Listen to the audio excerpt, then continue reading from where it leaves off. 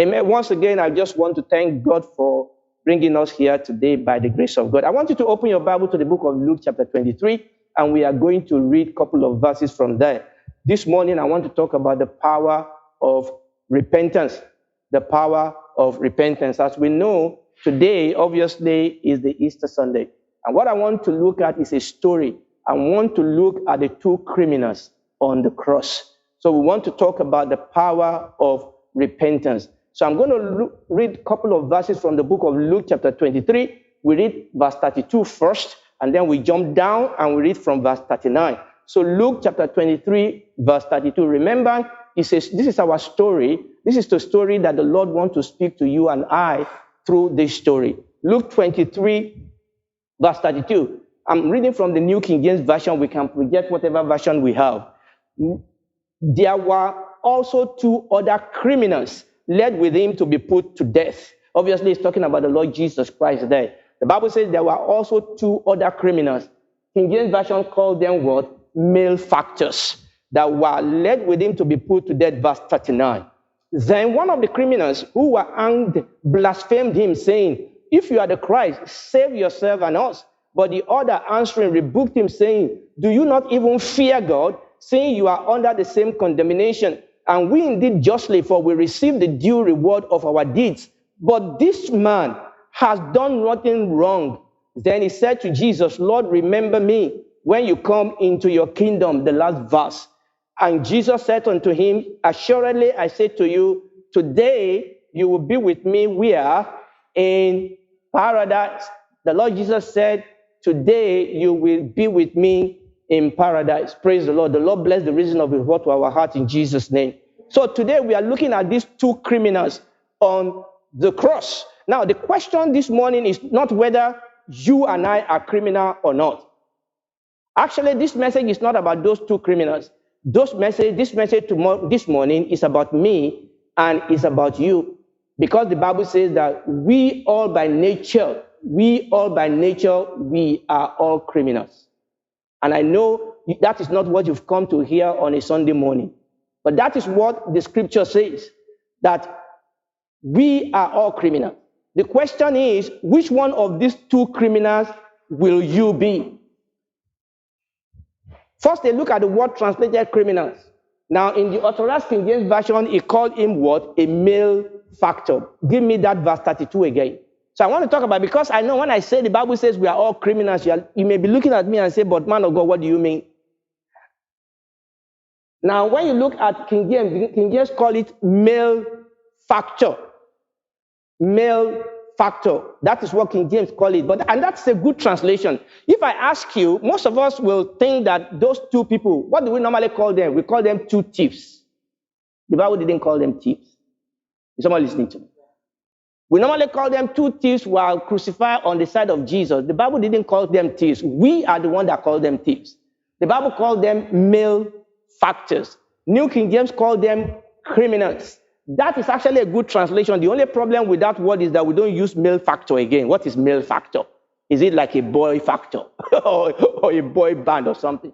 But that was actually a good translation. Now, the original word that was used for that word, criminals or malefactor, it means this: they were evil workers. They were bad, depraved, worthless, wicked individuals. Well, obviously, a thief can qualify, but the Bible actually didn't tell us they are thieves. The Bible tells us they were criminals. So that is actually a better word to use for them: malefactors or criminals. In other words, they were evil workers. They were evil, bad people. They were depraved, they were worthless, they were wicked individuals. Now, this is the question. How dare I? How can I even dare equate you and equate myself with evil workers, with bad, depraved, worthless individuals? I want you to know that I didn't do that. It is the Bible that tells us that. Let us read what the Bible says in Romans chapter 3, verses 10 and 18. Let's see what the Bible says about us. It is not me that calls us criminals. Actually, this is what the Bible says about every human being that ever lived without Christ. Romans chapter 3 from verse 10 to 18. I'm reading from New King James. The Bible says, as it is written, there is none righteous, no, not one. There's none who understand. There is none who seek after God. That's Romans 3 verse 10. Romans 3 verse 10. Okay, I'll read again. Romans 3 from verse 10. As it is written, there is none righteous, no, not one. There is none who understand. There is none who seek after God. Remember, this is the Bible talking about us. The Bible says none. None means no one. None means there is no exemption. Remember, this is not what I'm saying. I mean, I may be dressed up in suit, I may put perfume on, but this is God's testimony about each and every individual without Christ. The Bible says none righteous. The Bible says no one understand. The Bible says no one seek after God. Verse 12 says they have all turned aside. They have together become unprofitable. That's what the Bible says. There is none who does good. No, not one. Do you understand what I'm saying? You know that man came to Jesus and asked him, good master, and Jesus said, no one is good. Verse 13, their throat is an open tomb. With their tongue they have practiced deceit. The poison of herbs is under their lips, whose mouth is full of cursing and bitterness. Their feet are swift to shed blood. Destruction and mystery are in their ways, and the ways of peace they have not known. Verse 18, the last verse, there is no fear of God before their eyes. The Bible says that this is what qualifies each and every one of us. Remember where I started. It's not a matter of whether humans are criminal or not. It's which one of these criminals are we? Because those two criminals that are hanging beside Jesus Christ on both sides, they are a picture of each and every one of us.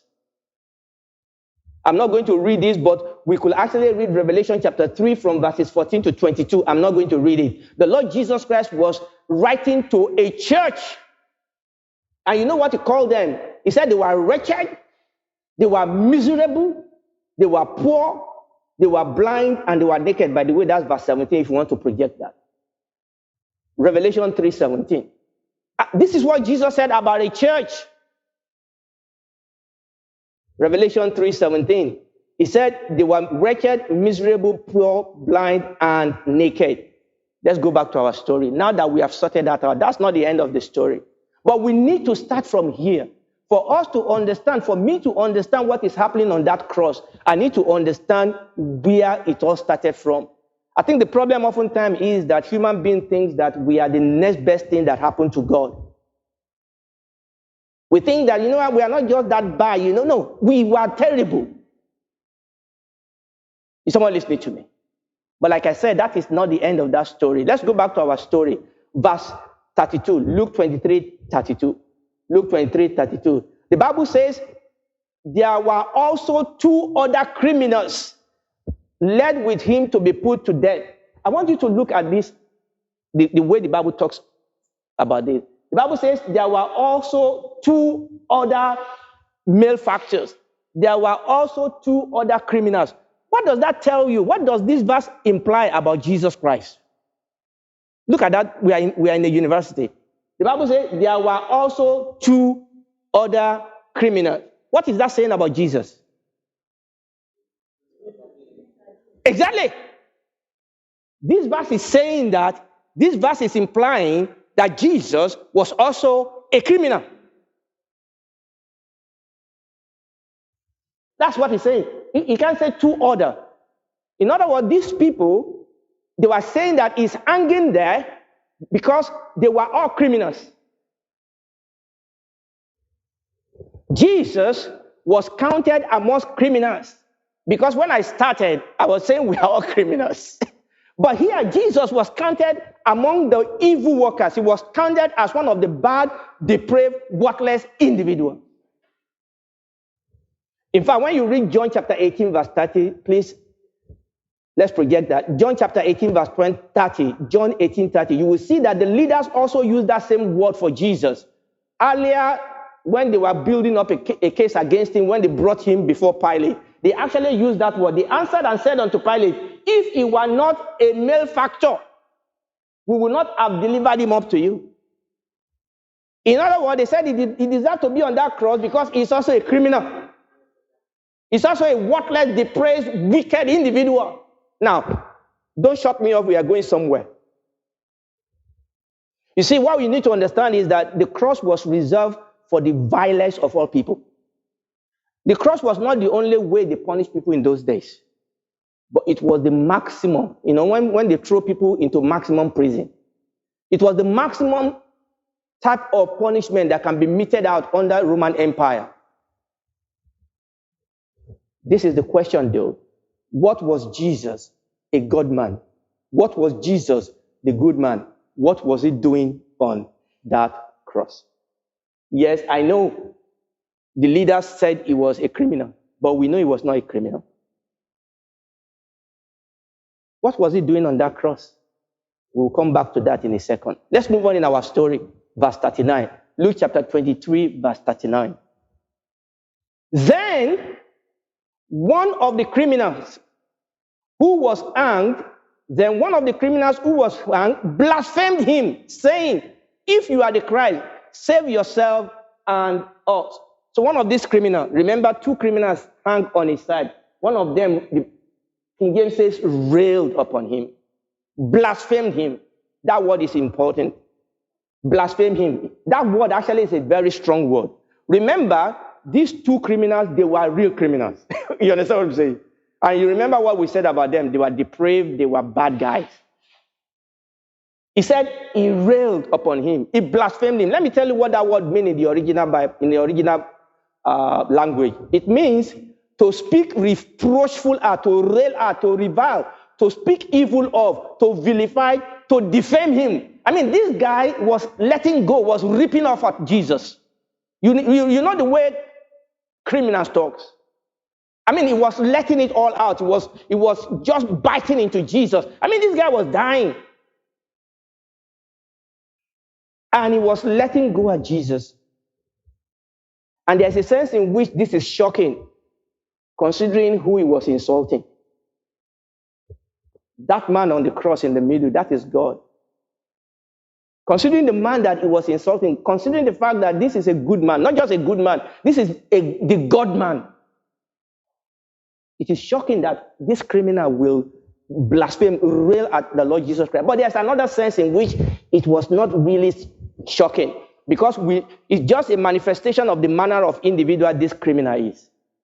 You see, the truth is that oftentimes many of us don't show our true color until we are put in a situation where people know who we are. We know how to say the right thing. Amen. Praise the Lord. Lift up your hand. But what's in my heart? The Bible says that the Lord does not look at the face. The Lord looks at the heart. The Bible says that all our righteous acts are like filthy rag before God. I can be dressed, I can be nice, but the thing is that niceness is not the same thing as being righteous. And we have read it already, the way God sees this whole thing. There's a sense in which what she did was shocking, but there's a sense in which what do you expect from a criminal? I'll tell you the horror for this criminal is always called the criminal. Let's call him the one on the right. Or let's call him the first criminal.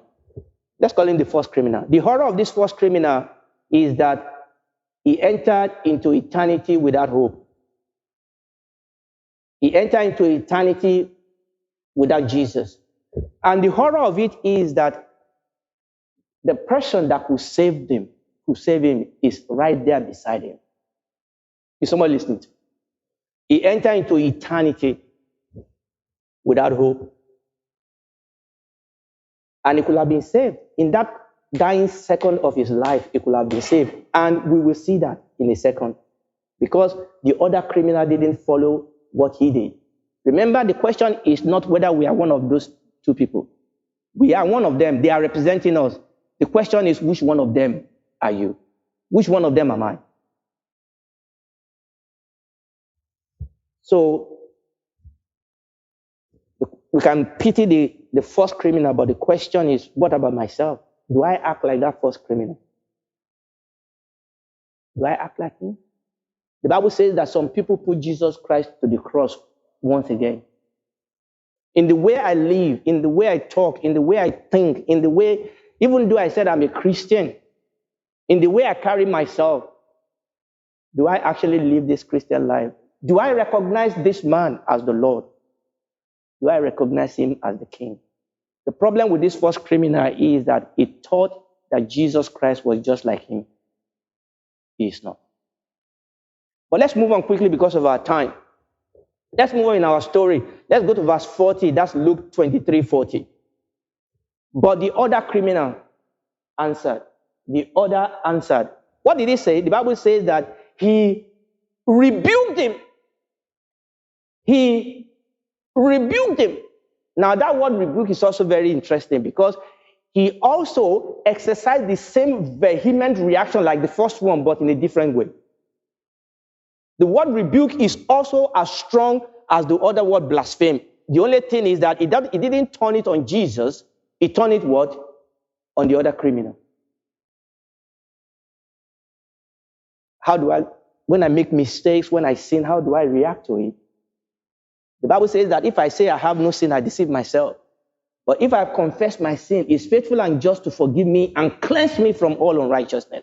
So this second criminal was angry, was vehement, but not against Jesus, against the other one. That word rebuke means to straightly, sharply, severely rebuke the second one. What are you doing? He said. Are you serious? And remember, Jesus was in the middle of both of them. So he jumped Jesus and talked to the other guy. He's going to talk to Jesus very soon, but he needs to deal with this other guy. He rebuked him, saying, do you not even fear God?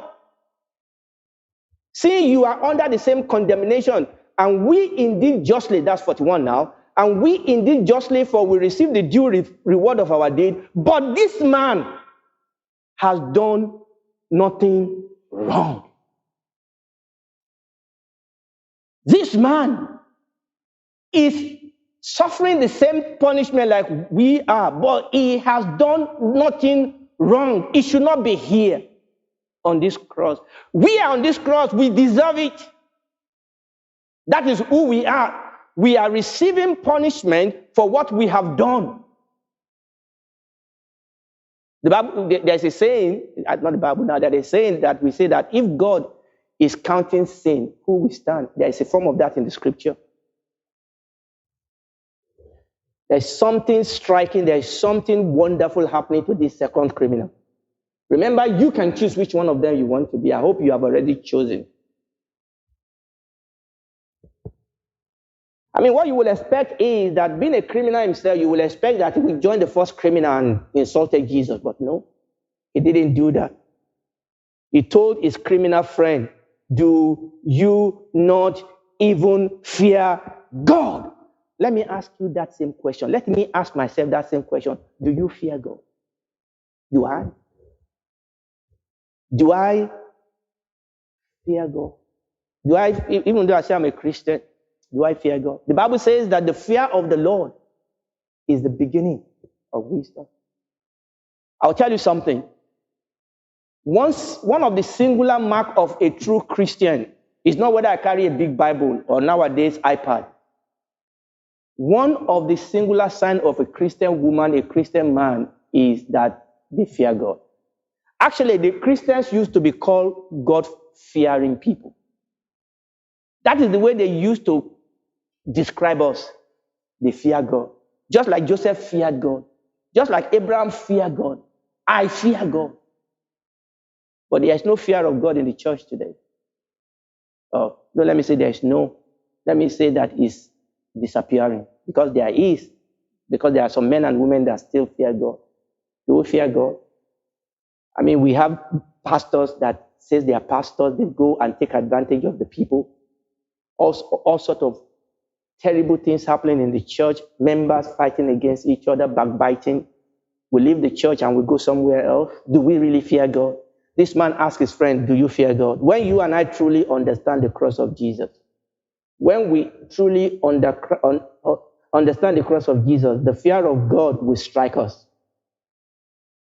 This is what people don't understand. When we look at the cross of Jesus, let me quickly read this. Romans chapter 11, I will read from verses 19 to 22. Romans chapter 11 from verse 19. You will say then, branches were broken off that I might be grafted in. Was talking about the church and Israel here. Well said, because of unbelief they were broken off and you stand by faith. Said Israel was broken up by unbelief, but you stand by faith. This is where I'm going. He said, do not be haughty. He said, do not be high-minded, but what? But fear. For if God did not spare the natural branches, he may not spare you either. Therefore, consider the goodness and the severity of God. Many of us say God is good, and God is good, but God is also a consuming fire. Listen to me. God has to go on the cross because how terrible sin is. When you look at the cross and when the Lord Jesus has to suffer to go through that, you and I must understand that I cannot just play with sin. Sin, on that cross, we see the severity of God, that God is holy, God will judge sin. That is the wrath of God. But God was doing that on my behalf. Whoa, I need to run. Is someone listening to me?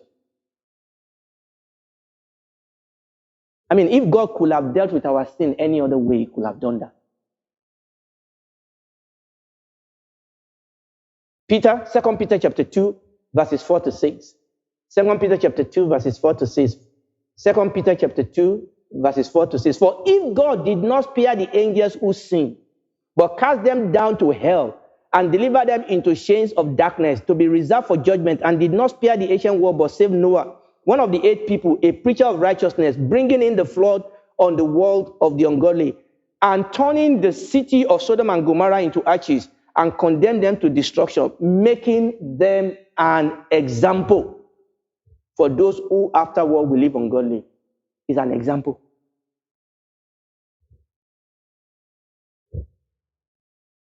Well, if we truly understand that cross, we will fear God.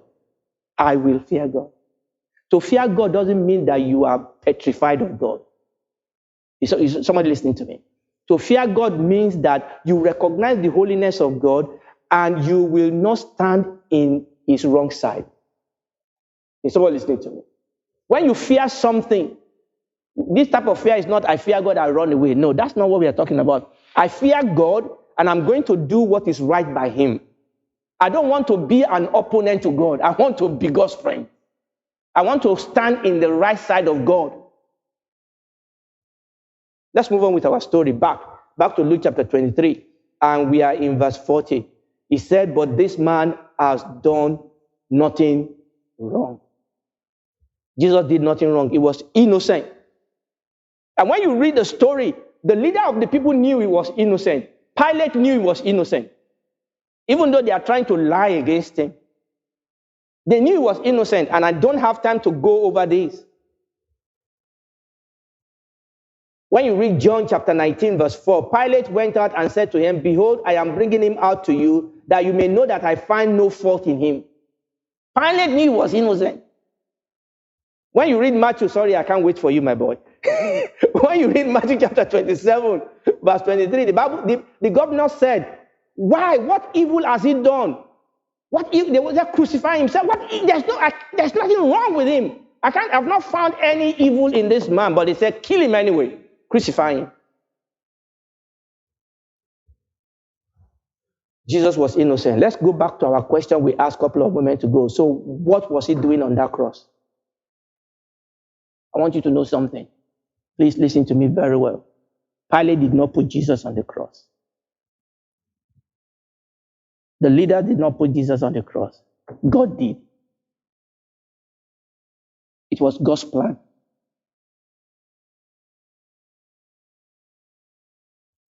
Isaiah chapter 53. You need to get that one because this is important and we'll begin to round up. Why was Jesus on that cross? Why was the innocent man on that cross? Isaiah chapter 53 from verse 4. In fact, I will advise you to go back and read the whole chapter of Isaiah chapter 53. Please do. I beg you. But let's read from verse 4. Isaiah chapter 53 verse 4. Surely, the Bible says, do you see that word surely? What does surely mean? Certainly. It is, you cannot contest it. It is fixed. Surely he has borne our griefs. That is what he's doing there on the cross. Interestingly enough, it was on that cross also for these 2 criminals. But one recognized it, the other one totally fluffed it.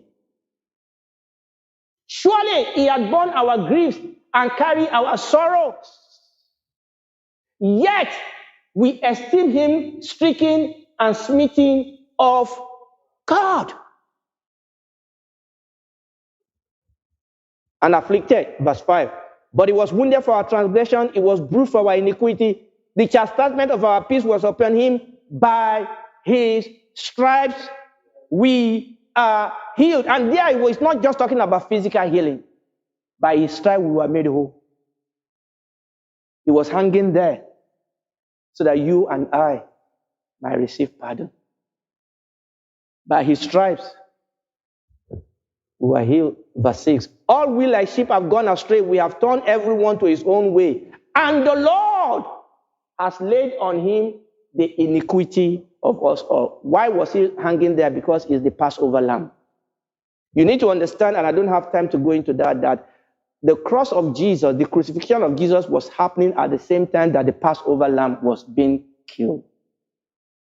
Do you understand that the Bible says that when Jesus Christ was hanging on the cross, from about 12 noon to 3 p.m., there was darkness. And then at 3 noon, he cried and gave us the ghost. Do you know what happened at 3 noon on the Passover day? That was the exact same time that the Passover lamb is killed. The exact time. Why was it there? Because it's the Lamb of God that takes away the sin of the whole world. Why was he hanging on that cross? Because it was the lamb that they used during the atonement. During the atonement, they have 2 lambs. There's one they kill and shed the blood. There's another lamb that the high priest will lay his hand upon the lamb and will confess all the sin of the people, and the lamb will be led into the wilderness to go away. And that is what we call the scapegoat.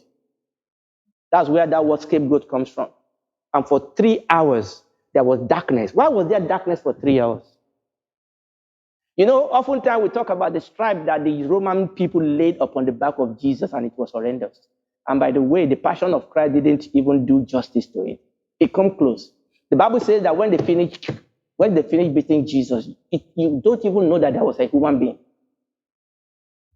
But actually, that was a little thing. It was the stripe that God himself laid upon him. For 3 hours, there was darkness. You know what was happening in that 3 hours? It was because just like the high priest laid hand on the scapegoat, God poured his wrath upon his son. And it was so terrible that God hid it away from each and every one of us. And no one could have bear that but God himself. Someone listening? Let's round up. Because there's just one more twist in our story. Then the second criminal then did something that was truly remarkable. Verse 42. Luke chapter 23, verse 42. Luke 23, 42. Then he said to Jesus, what did he say to Jesus? What's the first word? No, before remember, what did he say? Lord. And he said to Jesus, Lord. Lord. He said to Jesus, Lord. Is Jesus really your Lord? Or is it just a convenience, a name that I tag behind my prayers, or a name I pull out under the bedsheet when I want to? Is it really Lord? What do we confess when we are saved? Jesus is Lord. This criminal is gone his own way, he's done his own thing, he's lived his life rough, was worthless, but on that cross, he submitted to the Lordship of Jesus. But there's another thing he said about Jesus. Remember me when thou comest into what? Kingdom. Another word. He recognized Jesus as Lord, and he recognized Jesus as King. Do you? Do I? Is Jesus really my Lord? Is Jesus really my King? And the Bible says that the Lord Jesus turned to this young man and said something. Jesus said unto him, verse 43, assuredly, verse 43, verily I say unto you. You know what that very means? Assuredly, I say unto you, you will be with me in paradise. Let's stand up on our feet. Let us pray. John chapter 3, verse 16 says, for God so loved the world that he gave his only begotten Son, that whosoever believe in him shall not perish, but have everlasting life. This is the gospel. This is why we are here. We are here to worship him as Lord and King. Now, if you are here this morning, or you are listening to us, and you are not saved, There is no other name that is given among men whereby you can be saved. So you may want to invite Jesus, not me. You will need to invite him into your life. Because the reason why he hung that on the cross is for our salvation. And how are we going to receive this? Repent, just like this second criminal. Confess your sin, repent, ask him to forgive you, receive him as your Lord and Savior. And if you are born again, are we living a life that actually shows that Jesus is Lord? Are we living a life as citizens in his kingdom?